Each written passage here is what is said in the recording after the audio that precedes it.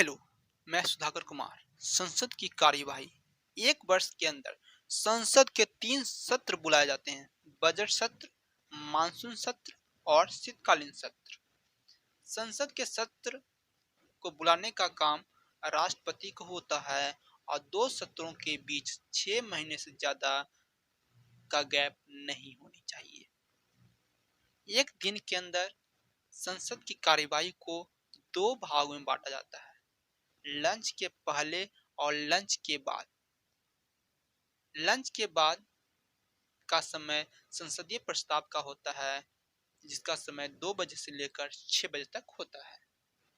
इस टाइम स्थगन प्रस्ताव, ध्यान आकर्षण प्रस्ताव, निंदा प्रस्ताव, अविश्वास प्रस्ताव और धन्यवाद प्रस्ताव इत्यादि लाए जाते हैं।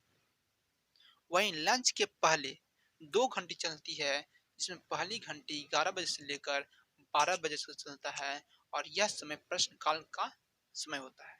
वहीं दूसरी घंटी 12 से लेकर 1 बजे तक चलती है और यह समय शून्यकाल का समय होता है। शून्यकाल के समय या शून्यकाल के दौरान संसद सदस्यों के द्वारा 8 से 10 प्रश्न पूछे जाते हैं और यह प्रश्न ऑन द स्पॉट पूछे जाते हैं दोस्तों, यानी बिना सूचना के। वहीं प्रश्नकाल के प्रश्न 10 दिन पहले सूचना देकर के पूछे जाते हैं। प्रश्नकाल के अंतर्गत टोटल 3 प्रकार के प्रश्न पूछे जाते हैं, जिसमें पहला प्रश्न तारांकित प्रश्न होता है। यह ऐसे प्रश्न होते हैं जिसका जवाब मौखिक रूप से दिया जाता है और ऐसे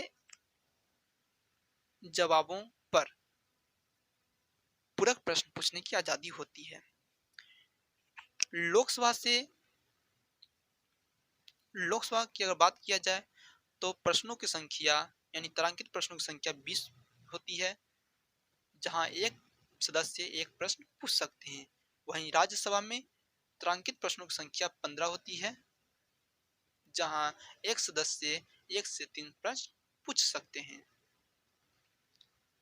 दूसरे प्रश्न अतारांकित होते हैं और ऐसे प्रश्न का जवाब लिखित रूप से मिलता है और ऐसे जवाबों पर पूरक प्रश्न नहीं पूछे जाते हैं।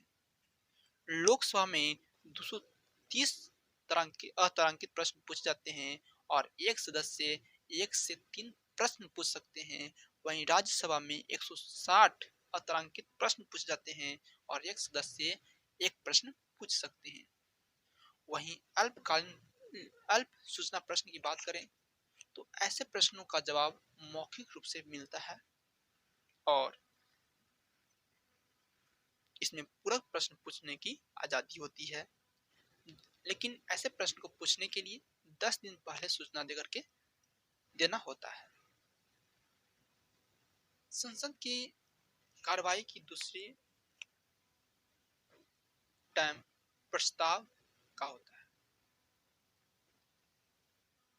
जिसका टाइमिंग 2 बजे से लेकर 6 बजे के बीच होता है। संसद में किसी विशेष तत्कालिक विषय पर चर्चा करने के लिए, जैसे कि मणिपुर हिंसा इत्यादि पर चर्चा करने के लिए संसद में स्थगन प्रस्ताव लाया जाता है। इस प्रस्ताव को काम रोको प्रस्ताव भी कहा जाता है। इस प्रस्ताव को संसद में चल रहे कार्यवाही को यानी दूसरी जो कार्यवाही चल रही है उसको रोक करके लाया जा सकता है, स्थगन प्रस्ताव को। इसलिए इस प्रस्ताव को काम रोको प्रस्ताव भी कहते हैं। लेकिन इस प्रश्न को लाने के लिए 50 सदस्यों की वोटिंग आवश्यक होती है और यह प्रश्न हमेशा लोकसभा में आती है दोस्तों। ध्यान आकर्षण प्रस्ताव। यह प्रस्ताव सरकार के किसी मंत्री, एज फॉर एग्जाम्पल पथ निर्माण मंत्री ईटीसी, के ध्यान को आकर्षित करने के लिए संसद के किसी भी सदस्यों के द्वारा लाया जाता है। इस प्रस्ताव का शुरुआत 1954 ईस्वी से हो रहा है। निंदा प्रस्ताव। निंदा प्रस्ताव विपक्ष के द्वारा सरकार की नीतियों के खिलाफ अथवा किसी मंत्री के खिलाफ लाया जाता है। अगर निंदा प्रस्ताव किसी मंत्री के खिलाफ भी पारित हो जाता है तो सरकार गिर जाती है। अविश्वास प्रस्ताव लाने का मुख्य उद्देश्य सरकार को गिराना होता है। इस प्रस्ताव को लाने के लिए 50 सदस्यों की सहमति होनी चाहिए, वो भी लोकसभा से।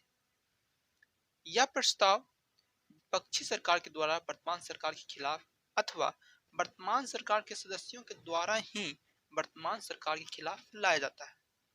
यह केस एक बार हो चुका है 1963 में, जिसमें कांग्रेस सदस्य जेपी कृपलानी ने ही नेहरू के खिलाफ अविश्वास प्रस्ताव लेकर के चले आए थे। लेकिन क्या हुआ कि प्रस्ताव के पक्ष में, अविश्वास प्रस्ताव के पक्ष में 62 मत प्राप्त हुए, लेकिन प्रस्ताव के विपक्ष में 347 मत प्राप्त हुए, जिससे सरकार, परंतु पंडित जवाहरलाल नेहरू की सरकार बच गई। इसमें होता क्या है कि अविश्वास प्रस्ताव को पारित करने के लिए लोकसभा के टोटल सदस्यों का 50% प्लस 1 मत होनी चाहिए। इसे मान लेते हैं कि अभी लोकसभा में 543 सदस्य हैं, सीट है, उसमें से आधे से अधिक बोले तो 273 प्लस 1 अगर वोट अविश्वास प्रस्ताव पर पड़ जाता तो सरकार गिर सकती है। इसमें कुछ स्टैटिक पॉइंट देखते हैं। 1963 में अविश्वास प्रस्ताव पहली बार जेपी कृपलानी ने पंडित जवाहरलाल नेहरू के खिलाफ लाया था। लेकिन क्या हुआ, लेकिन 1979 में अविश्वास प्रस्ताव मोरारजी देसाई ने लाया, जिससे सरकार गिर गई थी। 1979 में अविश्वास प्रस्ताव मोरारजी लाया गया था, जिससे मोरारजी देसाई की सरकार गिर गई थी। सबसे अधिक बार अविश्वास प्रस्ताव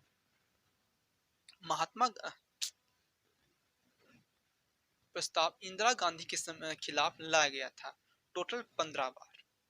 अभी तक टोटल 28 बार अविश्वास प्रस्ताव लाया जा चुका है। धन्यवाद प्रस्ताव देखते हैं। धन्यवाद प्रस्ताव कब लाया जाता है, तो राष्ट्रपति के विशेष अभिभाषण पर।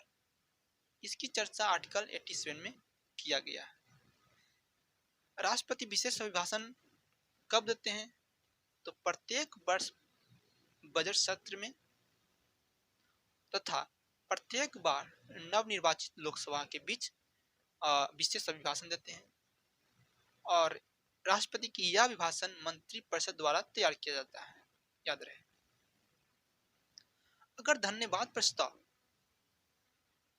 राष्ट्रपति के विशेष अभिभाषण के बाद धन्यवाद प्रस्ताव आता है, पारित नहीं होता है, कहां से, संसद से, तो ऐसी स्थिति में सरकार गिर सकती है।